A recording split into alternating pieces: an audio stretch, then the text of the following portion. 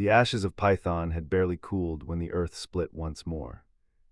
From a ravine older than memory, a new breath rose, hot, foul, and sentient. The wind carried a scent that withered crops and soured milk. Zeus tasted it and knew something ancient had awakened. Beneath the world's crust, deeper than Tartarus, Echidna opened her eyes.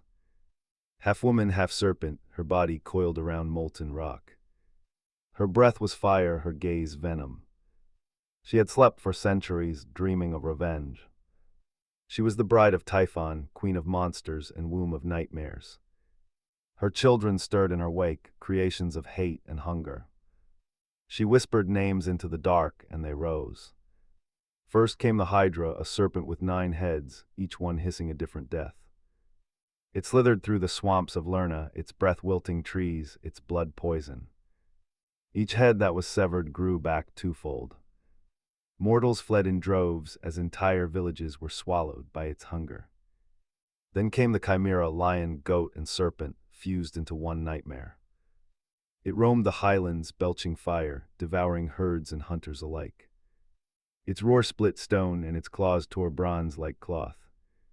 And from the black gate of the underworld, the great hound Cerberus emerged. 3-headed, fanged, and relentless, he no longer guarded the dead, he hunted the living. Towns along the Styx vanished in silence, their walls painted with ash and blood. Zeus watched from Olympus, fury building behind his calm. She dares send her offspring against the world of men, he muttered. This is not war, this is plague. Hermes brought dire news from the mortal realm. Crops fail, ships sink, the sky rains ash in the south.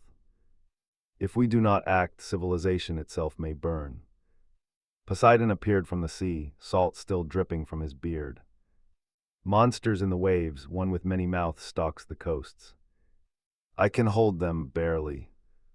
Zeus turned to his children. We must divide, we must strike all fronts. But even gods may blight in this war. Athena took her spear, give me the Hydra. Wisdom must face that which cannot be slain by strength. Ares snarled, the chimera is mine. Let me taste its flame. Artemis, quiet and cold, said, I will hunt Cerberus through shadow and stone. He once feared me, he will again. Zeus nodded but stayed silent. He had felt a ripple beyond these beasts, something greater. Echidna was not merely releasing her spawn. She was calling something bigger to rise. The battles began. Athena faced the Hydra among the swamps. For each head she cleaved, more emerged, until she lit her blade aflame.